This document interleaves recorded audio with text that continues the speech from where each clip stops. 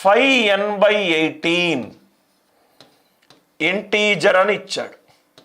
5n/18 ఒక పూర్ణాంకము. Statement 2 3n/18 ఇది కూడా ఒక పూర్ణాంకం. 5n/18 ఇంటీజర్, 3n/18 ఇది కూడా ఇంటీజర్, ఇది కూడా ఇంటీజర్. n/18 ఒక పూర్ణాంకమా కాదా అని అడుగుతున్నాడు. స్టేట్మెంట్ 1 5n/18 ఒక పూర్ణాంకము. స్టేట్మెంట్ 2 3n/18 ఒక పూర్ణాంకం. ఇది అడిగాడు. మనము డేటా సఫిషియన్సీ సాల్వ్ చేసేటప్పుడు ఫస్ట్ థింగ్ క్వశ్చన్లో చూడండి సార్, ఎక్కడైనా n అనేది nకి సంబంధించి n సహజ సంఖ్య తీసుకుంటుంది అని ఎక్కడైనా అన్నాడా? అనలేదు. ఫస్ట్ మీరు చేసే మిస్టేక్ ఈ క్లాస్లో మొత్తము మిస్టేక్కి సంబంధించిన క్వశ్చన్ లేదు సార్. మిస్టేక్ మీరు చేసే మిస్టేక్ ఏంటంటే స్టేట్మెంట్ 1 5n/18 పూర్ణాంకము, 5n/18 ఇది పూర్ణాంకము. 5n/18 ఇది పూర్ణాంకం అయిందనుకోండి, 5n/18 ఇది పూర్ణాంకం అవుతే టక్కున మీరు ఏమేస్తారంటే n18 5/18 ఇంటూ 18 18 క్యాన్సిల్ అయిపోతుంది. 5 అనేది పూర్ణాంకము.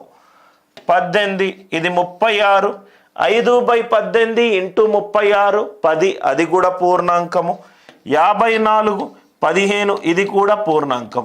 అన్నీ n గనక ఇక్కడ మీరు ఇలా చూస్తారు సార్, n అనేది 18 తోటి భాగింపబడాలి. కాబట్టి 18 1 18 2 18 3 18 4 18 into anything divided by 18 answer ఎంత? పూర్ణాంకం. 18 ఇంటూ 1 డివైడెడ్ బై 18 1 పూర్ణాంకము. 18 ఇంటూ 2 డివైడెడ్ బై 18 2 పూర్ణాంకము. ఆన్సర్ స్టేట్మెంట్ 1 ఎలోన్ అని అంటారు. ఆన్సర్ స్టేట్మెంట్ 1 ఎలోన్ అని అంటారు. అది తప్పు. స్టేట్మెంట్ 1 ఎలోన్ అని అంటారు. సార్ ఎక్కడ సార్ తప్పు? రైట్, నేను కరెక్టే చేశాను కదా సార్. ఎక్కడ సార్ తప్పు?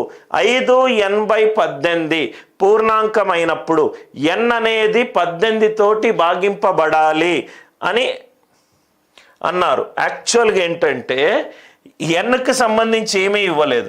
n ఎందుకు 18/5 కాకూడదు? n గనక 18/5 చేసామనుకోండి, 5/18 ఇంటూ 18/5 18 క్యాన్సల్, 5 క్యాన్సల్, 1 పూర్ణాంకమే కదా సార్. సో n అనేది సహజ సంఖ్య అవ్వాల్సిన అవసరము లేదు.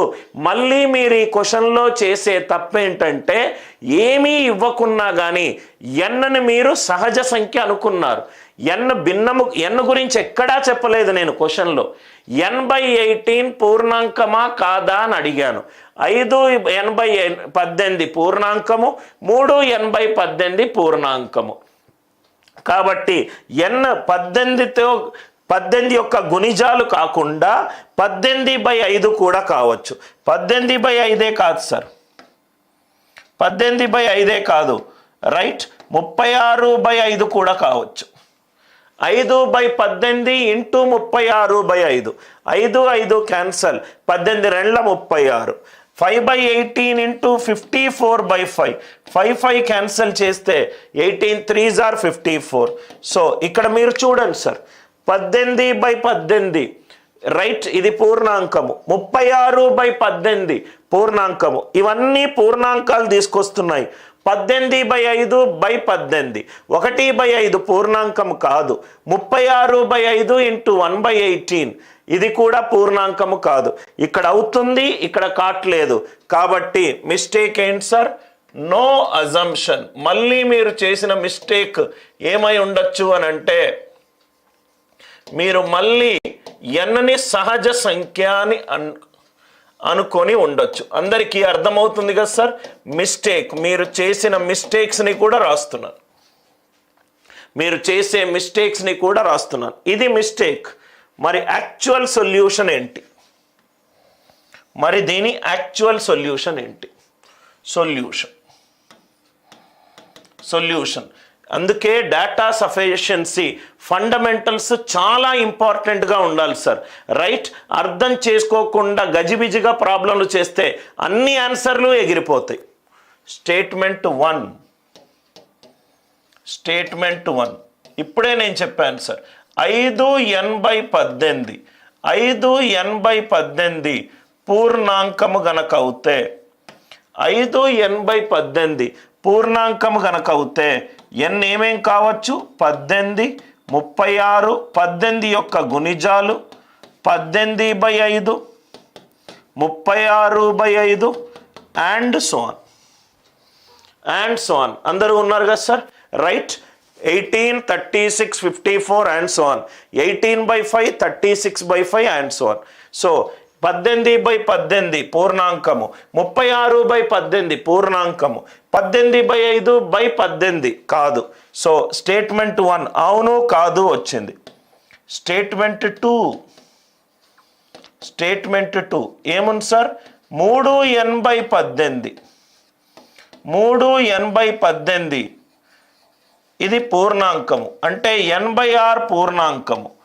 n/r పూర్ణాంకము గనక అవుతే n ఏమేమవుతుంది? 6 కావచ్చు, 12 కావచ్చు. r/r 1, 6 గుణిజాలు 12, 18, 24 and so on.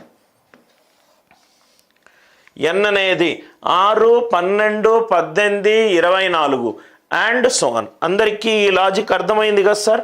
మంచి ప్రశ్నలు సార్. సెకండ్ సెషన్లో చాలా మంచి క్వశ్చన్స్ని మనం డిస్కస్ చేద్దాం. n 6 యొక్క గుణిజాలు కావచ్చు. 6/18 పూర్ణాంకమా? కాదు.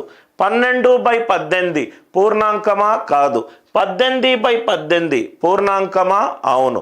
అప్పుడప్పుడు ఎస్ వస్తుంది, అప్పుడప్పుడు నో వస్తుంది. ఈ రెండింటినీ కలిపితే స్టేట్మెంట్ 1 అండ్ 2, ఈ రెండింటినీ కలిపితే స్టేట్మెంట్ 1 + 2, ఈ రెండింటినీ కలిపితే ఏమొస్తుంది చూడండి సార్.